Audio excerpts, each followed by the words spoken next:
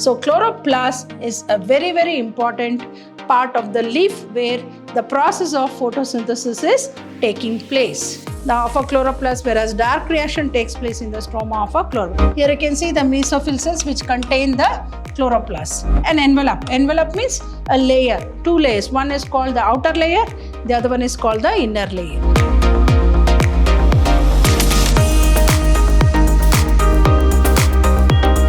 Hello everyone.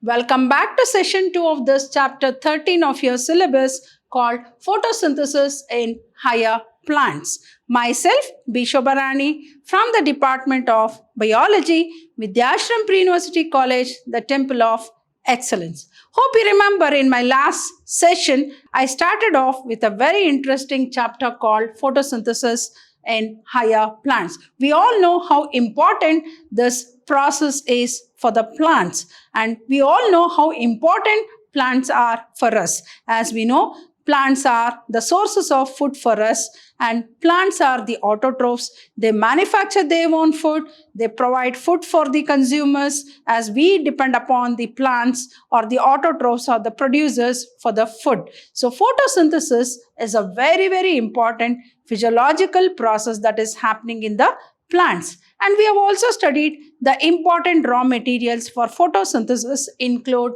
carbon dioxide, water, sunlight, and fourth one very important is chlorophyll. And we also studied about the chemical reaction, that is 6 molecules of H2O combined with 6 molecules of CO2 in presence of light and chlorophyll to produce 1 molecules of glucose C6H12O6 and 6 molecules of O2 as the byproduct. And we all know how important oxygen is for the survival of the living organisms. Survival of the living organisms. Now, let us understand the importance of the site for photosynthesis, which is the site or the place or the apparatus where the process of photosynthesis is taking place. As we all know that plant body is differentiated into root, stem, and branches, leaves, etc. So the site for photosynthesis will take place in none other than the leaves. So the photosynthetic apparatus of the plants is the leaves. So now let us understand how important leaf is and what is found in the leaf. A very important pigment, green pigment called chlorophyll, which is very important for trapping the solar energy and converting it into chemical energy. So it absorbs the solar energy in the form of photons. So now let us understand the site of photosynthesis. As we all have studied that there are 2 types of leaves. One is called the dicot leaf and the other one is called the monocot leaf. And we all know that dicot leaf will have 2 types of modified parenchyma, that is chlorenchyma called palisade chlorenchyma and the spongy chlorenchyma, whereas monocot leaf will have only spongy chlorenchyma. So all of you have studied the structure of a leaf. Here I think you can make out. So this particular part is called as the mesophyll, which is going to have the chlorenchyma tissue. Chlorenchyma tissue is a modified parenchyma tissue. Modified parenchyma tissue, which is very important which is filled with chloroplasts, which help in trapping the solar energy in the form of photons. So now let us understand. So here you can see the leaf cross section. Here you can see the dicot leaf. So here you can see the chloroplast, and this is called the mesophyll, and the mesophyll cells you can see, and here you can see the structure of the chloroplast. So here you can see the outer membrane and inner membrane, and here you can see the granum. Granum is nothing but piled up called the thylakoids, and stroma, the inside part of the chloroplast is called as what? Stroma. And the piled up coin-like structures are called thylakoids. So here you can see chloroplast is a very, very important part of the leaf where the process of photosynthesis is taking place. So now let us study the site of photosynthesis. Photosynthesis takes place only in green parts of the plant, mostly in the leaf. So where do we come across the process of photosynthesis taking place? In the green parts of the leaf, green parts of the plant body, that is the leaves. As I said, dicot leaf will have two types of chlorenchyma tissue, that is palisade and spongy chlorenchyma. Chlorenchyma is a modified parenchyma tissue laden or filled with chloroplasts or the green pigment. As we all know, plants are green in color. The leaves are green in color because of the presence of the chlorophyll, the green coloring pigment. Whereas the monocot will have the only one type of chlorenchyma, that is a modified parenchyma called spongy parenchyma, which is having spherical cells having large intercellular spaces, whereas palisade chlorenchyma is elongated cells and closely packed cells without intercellular spaces. So within the leaf, photosynthesis occurs in mesophyll cells. So here you can see the mesophyll cells. So within a leaf, photosynthesis occurs in the mesophyll cells. So if this is a leaf, so this particular part is called as the mesophyll. So why it is so important? It is having what? Chlorenchyma tissue. Chlorenchyma tissue. So which contain chlorenchyma tissue consists of what? Chloroplast. Chloroplast, that is the green pigment. So within a leaf, photosynthesis occurs in mesophyll cell which contain the chloroplasts. Chloroplasts are the actual sites of photosynthesis. So where exactly we come across the chloroplasts? So chloroplasts are the site of photosynthesis. Chloroplasts are the site of photosynthesis. So chloroplasts are the actual sites of photosynthesis. The thylakoids, here you can see the thylakoids The thylakoids in chloroplasts contain most of the pigments required for capturing the solar energy to initiate photosynthesis. Right? So here we can see the structure of chloroplast, which is having thylakoids, and you can see the stroma. So here you can see the thylakoids piled up one above the other to form granum, and you can see the fret channels. They are called as fret channels. So this is the grana and this is the stroma. So site for photosynthesis takes place only in the green parts of the plant, mostly in leaves, and within a leaf photosynthesis occurs in mesophyll cells which contain the chloroplasts. Here you can see the mesophyll cells which contain the chloroplasts. Chloroplasts, here you can see the structure of chloroplasts. Chloroplasts are the actual sites of photosynthesis. The thylakoids in chloroplasts contain most of the pigments required for capturing solar energy to initiate photosynthesis. I think all of us know the chloroplast, the chlorophyll or the chlorophyll, like chlorophyll A, chlorophyll B and chlorophyll C. But A is called as the main photosynthetic pigment.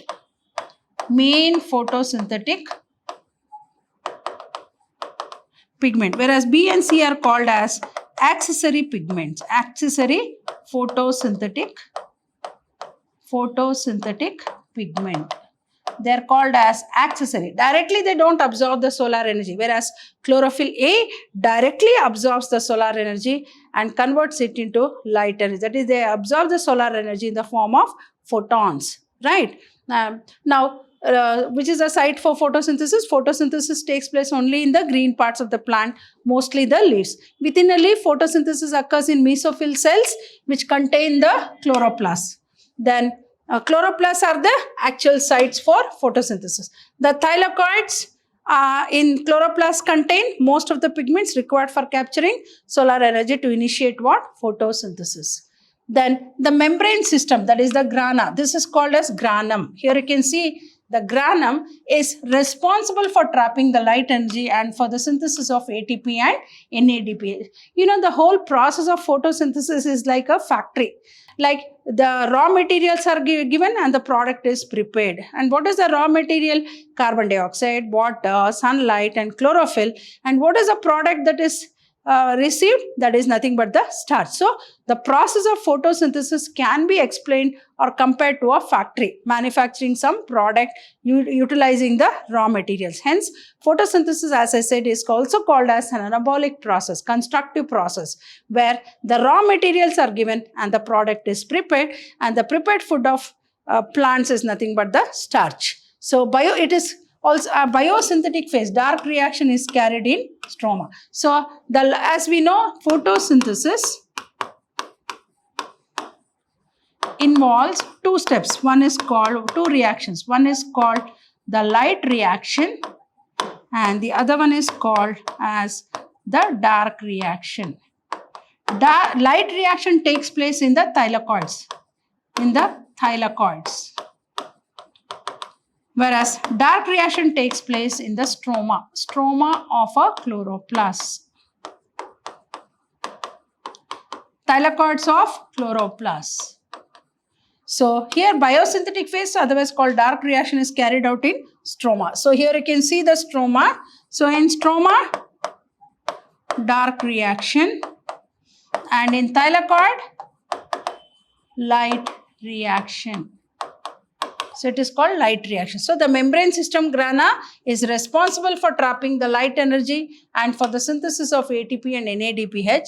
And biosynthetic phase, that is a dark reaction, is carried in stroma. As we all know, studied about the leaf cross section. Leaf is the actual site of photosynthesis, which consists of the mesophyll area, consists of chloroplast, and chloroplast consists of thylakoids, which are piled up one above the other to form a granum, and the stroma, and you can see the stroma. The inside part of chloroplast is called a stroma.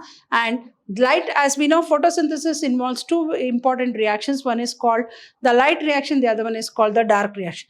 Light reaction takes place in the thylakoids of a chloroplast, whereas dark reaction takes place in the stroma of a chloroplast. Now let us study about the structure of a chloroplast. See how beautifully the structure of chloroplast is. So chloroplasts belong to a special class of plant photosynthetic cell organelle called plastids. So when we study the differences between a plant cell and an animal cell, one very important characteristic feature of plant is what? Presence of plastids. Plastids are nothing but called coloring pigments. And particularly chloroplast is the green coloring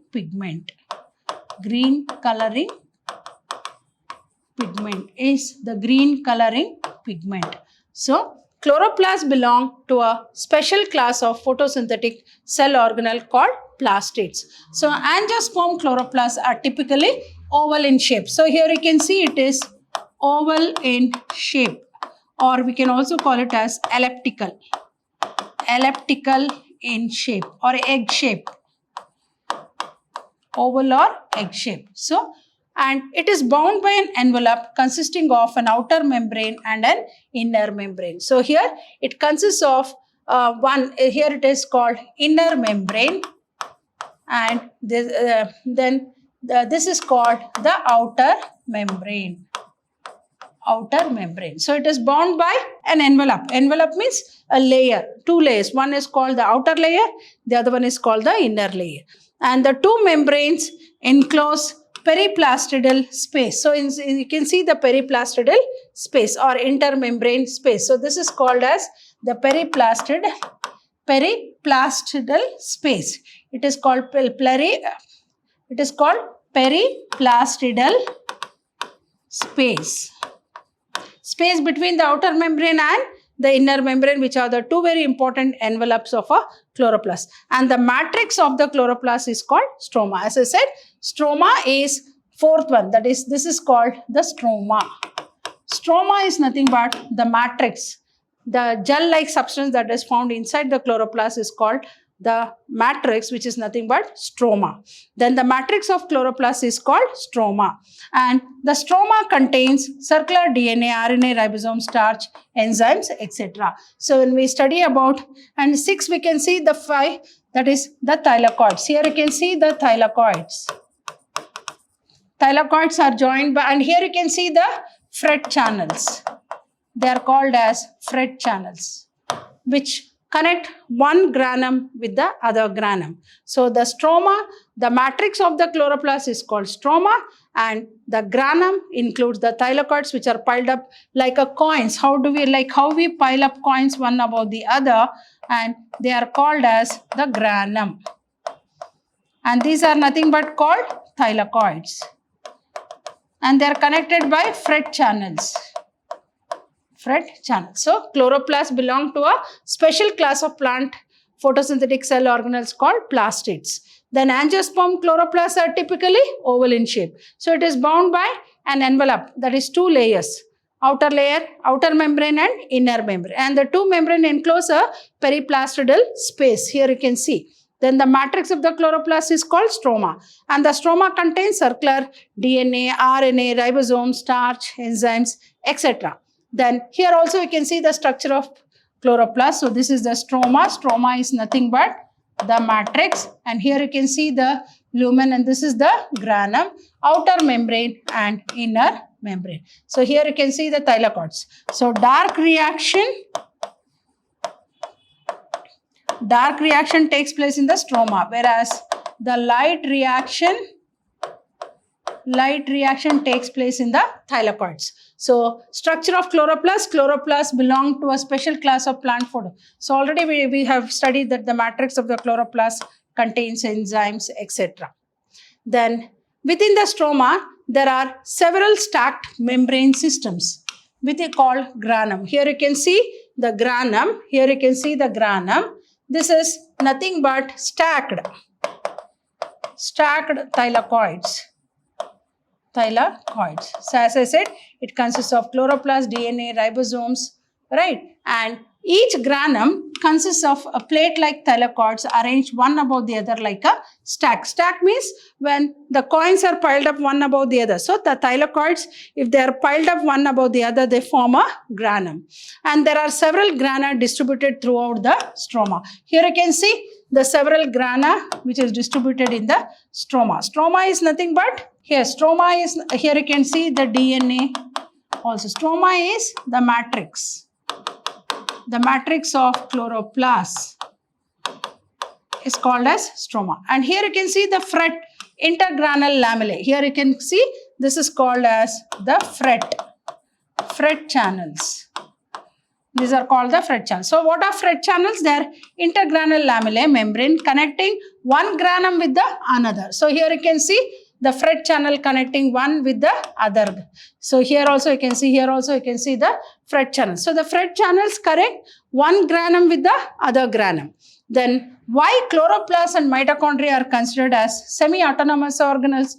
They are called as semi-autonomous organelles. Why? Because they have their own DNA, mRNA and ribosomes, and they replicate by binary fission. So they are said to be self-governing or self-autonomous, they say. So what is the structure of chloroplast? Within the stroma, there are several stacked membrane systems called granum. That is granum. Plural form is grana. Then each granum consists of a plate-like structures called thylakoids. So here you can see the thylakoids. And the thylakoids are piled up one above the other to form what? To form the granum. Then the stroma, the matrix of the chloroplast is called stroma. And within the stroma, many grana are distributed. So here you can see. And each granum is connected by Fred channels or intergranular lamellae, we can say. Then within the stroma, there are several stacked membrane systems called granum, and each granum consists of a plate-like thylakoids arranged one above the other like a stack. There are several grana distributed throughout the stroma, and the Fred or intergranal lamellae membrane connecting one granum with the another. And as we know why chloroplasts and mitochondria are called as semi-autonomous organelles, because they have their own DNA, mRNA and ribosomes, and they replicate by binary fission. So they are said to be self-governing. Hope you have understood the very important concepts of the very important chapter called photosynthesis in higher plants. As we all know that plants are green. Always we say plants are green in color. Why plants are green in color and why the green color is so very beneficial to the plants? Because it is a site for photosynthesis. Leaves are the photosynthetic apparatus of the plants where exactly the process of photosynthesis is taking place. So hope you have understood the important concepts of this chapter called photosynthesis in higher plants. So I'll be back with some more interesting, because as I said, this chapter is study of a very important physiological process that is happening in plants. So I'll be back in the coming session with some more interesting concepts. Till then, goodbye and thank you.